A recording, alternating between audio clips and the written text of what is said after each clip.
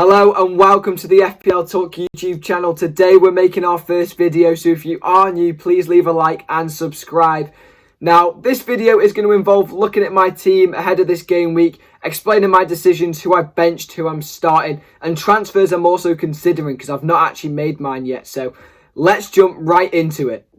So the first player that comes into the FPL team is 4.5 million, and it's Brentford's Fernandes in goal. Now, this has been really disappointing from him. I brought him in because Brentford's fixtures were actually looking a lot better than Sanchez's for Brighton. However, I did actually transfer him out the week before Sanchez got the red card, so we got very, very lucky there. Saved ourselves the -1, even though Sanchez only got 2. He's actually not recorded a clean sheet for me yet, which is very concerning considering his fixtures. He has been playing people that are quite easy. If we actually look at his fixtures so far, he had a 3-3 draw with Newcastle. Then he didn't even keep a clean sheet v Norwich or Burnley. So Brentford have actually dropped off their defensive record the last few games. They did have some good stats. He is making a good amount of saves, which is good for the bonus points, even if they don't keep a clean sheet. But I am hoping he does get a few returns. He has got a few tough fixtures coming up in Everton, Tottenham and Leeds. Leeds, I would like a clean sheet. But if we do look at his fixtures after that, he then does have Watford, which is quite an easy fixture. United and then Southampton. So a good chance for some clean sheets, but, you know, I never really want to spend a lot on the keeper because they're never really going to give you the amount of points that attackers or defenders or midfielders are going to give you. So outfield players are definitely the better option. That is the reason why we have gone for Fernandes in goal. Our second keeper is Gunn, however, he never plays, but he's just there because why not? Then if we move on into the defence now, the first player we actually have coming up is Mitchell from Crystal Palace. Now, not a lot of people actually have him, only 1.3%. However, I have taken a gamble on him. It's a bit of an out there one. His next fixtures are Aston Villa, Leeds, United, which is tough. But then he's got Everton, Southampton and Watford, which are all brilliant chances at clean sheets. And obviously, he's a budget choice. I got him instead of Luke Ayling, who I had at the start of the year, who unfortunately suffered that knee injury. He was only supposed to be out for like 2 weeks, and then he's ended up being out all this time. So I eventually had to give in and transfer him out, even though he was just sitting on my bench. If we look at Mitchell's points, he did have 6.6 points all in a row. So what's that? That is about, if we do some maths here, 19 points in 3 games. So I'm hoping he can return that for me again. He is a good option. You know, the way Crystal Palace are playing, I think a lot of people have been surprised after Roy Hodgson. Vieira has really come in. He was like really high odds on to get sacked next, but he's come in and his philosophy of football has been very good. He also has an investment from the Palace board. He's bought the right players. He also has Conor Gallagher, who's a tremendous cheap option on FPL as well. A great player in real life. So Vieira's done very well there. And Mitchell starting every game for 4.5 million in left back. Crystal Palace are having more of the ball with attacking fullbacks. Mainly dominantly down that left side with Mitchell and Zaha, because Zaha is the main focal point. So that is something I have looked at. And I think he is a good option. An interesting one, but a good option. Next up, we have the cheap gem that is Duffy for 4.3 million. Now, 22% of people actually have him, and honestly, I'm not surprised. No one expected him to play this good since coming back on loan from Celtic, where he was literally a flop. And he's come straight back in. Graham Potter's trusted him and had some great performances. If we do look into his stats now, he has actually had a few good returns. He had 15 points v Watford at the start of the season where he actually scored and he got a clean sheet. So that is loads of points right there. And then he also had a few clean sheets back to back because of how well Brighton were playing. Again, like Palace, no one expected them to play this good, but under Graham Potter's philosophy, they have done very well. He has dropped off the last few games, but for 4.3 million, he obviously is a tremendous option. You cannot disregard that. His fixtures coming up, he's in the starting 11 because they're playing Leeds. Leeds have had injury issues this season. I doubt they'll be the same for the next few game weeks. They will get back to their best though because of Bielsa. They are missing Bamford. Rafinha's been ill. Calvin Phillips had that long injury. So once they're all back, they'll get together and go again, I'm sure. But for this game week, Leeds at home for Brighton is a great fixture. So hopefully we get a clean sheet there. Then after that, looking at his fixtures, he does have West Ham, Southampton, Spurs, Wolves, United and Brentford. So a few good fixtures in there where we can actually start him. Obviously, we can bench him because it's not taking a lot of money out the starting XL. And we're keeping a lot of cash in there for returns on the good players. But Duffy's just there in case we get any injuries, or if he's got an easy game week for some guaranteed points like this week, where hopefully we'll get a clean sheet. So that is why Duffy is in the starting 11. Let's carry on to the next player now. Here we have Rudzika. I think you're crazy if you don't have a Chelsea defender. Alonso was originally the best option, but Chilwell was always going to come back into that starting 11. So we have Chilwell, Rhys James and Rudzika, who are all great options. However, Chilwell is now out for the rest of 2021. He's got some ACL damage, which is very unfortunate because he was back in the England team. He even scored for England, but he's had that setback now. So hopefully we can see him return to his best soon. But Rudzika, yeah, he scored in the last game v Leicester, which gave me 14 points, which I was very happy about. And Chelsea's defence is literally one of the best in the league, so you can guarantee you're going to get clean sheet points throughout the season. Rhys James, if you have the money, is probably the best option. He's really scoring a lot of goals in that right wing-back position. It's 100% suiting him down to a T, getting forward. And he's defensively good. So I have Rudzika. He's the cheaper option, so that's why I've gone for him over Rhys James. He's still getting me great point returns, so make sure you do have a Chelsea defender. His fixtures coming up, he does have United at home. I don't know whether to keep him in because, as you'll see later on, we do have a player who might score against Chelsea. But because of their record, we may keep him in, we'll see. Then he has Watford, then West Ham, then Leeds, Everton, Wolves, Villa. So after that, he's got a great run. You could also look at getting in Lukaku after that because, yes, he did have a big blank on the easy game week fixtures. But at the end of the day, it is Lukaku and he is going to start finding the back of the net again. It's only a matter of time. So moving on again. This time we have the player who I've been slated most for having. It is Andrew Robertson. Now, I know all the comments are going to be going, why have you got Robertson, blah, blah, blah, blah.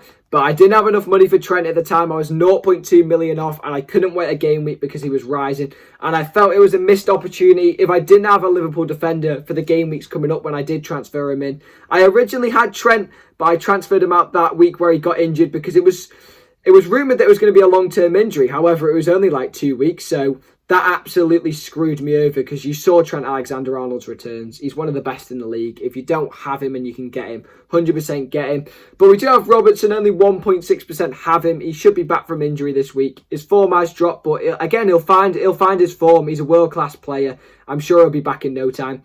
He does have Southampton, Everton, Wolves coming up in his next 3, and then after that is Aston Villa, Newcastle, Spurs, Leeds. So as you can see by these fixtures, it's a brilliant chance to get some more points on the board for my FPL team from Robertson. Again, he'll get forward and he can get assists. He does take a few free kicks and he definitely takes the corners on one side. So with Liverpool's aerial presence through Van Dijk, he could get a few assists if we're lucky, but mainly looking at them clean sheets. We do save a bit of money on Trent, but however, if you do have the funds, obviously go for Trent Alexander-Arnold. If you don't, I don't know what you're doing, but I don't have the funds, so Robertson had to be. He's a good option. Let's move on to the next player again. Our final defender who's on the bench for this week is Livramento. Now, for 4.6 million, 23% have him, and he has become an absolute gem on FPL. Last week, I don't know how many points he got me. I think he blanked, actually. Yeah, he blanked v Norwich, which, as you can tell, is a very big disappointment. I was expecting good things there from him. But before that, he's got 6 points, 6 points, 9 points, 6 points, 4 points. So he's got returns in every one of those last few games. Especially the Burnley, that was nice because he obviously scored the goal, which was incredible.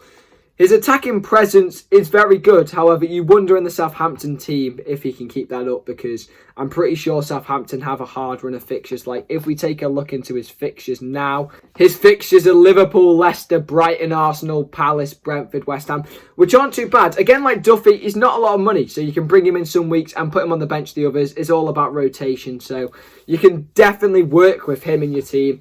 100% get him in if you don't already. Him and Duffy, like I say, are very good options to have in your team. So let's move on to our midfield. Coming in our first midfield spot, you already know who it has to be. Mo Salah, 13 million.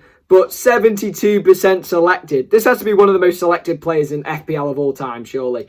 This man scores goals every game. I don't even need to talk about it. He's got Southampton, Everton and Wolves next. He's at least going to score, one or two in those games. He's already got 125 points this year, so it's ridiculous. So, less said about him. He's got to be in. You could literally captain him every game week and he would get your points. So, let's move on now. Another cheap beast we have here in Rafinha, 6.7 million, 19% selected. And what a bargain, by the way. He's probably Leeds' best player, I would say. He's definitely going to be looking at a move. It wouldn't shock me if he went somewhere like Liverpool, as, you know, they've got a few aging players, so when they do the rebuild, he could easily move there. Last few games, he was ill, sadly, but he is back for this game week, as reports show. He did get 9 points and 9 points back-to-back, scoring against Norwich and Leicester, which was beautiful for the FPL team. A few little bonus points in there as well, which was delightful. I think if you don't have Rafinha, you know, you are going to struggle because he is such a budget option that is amazing at getting us returns. So make sure he's in your team.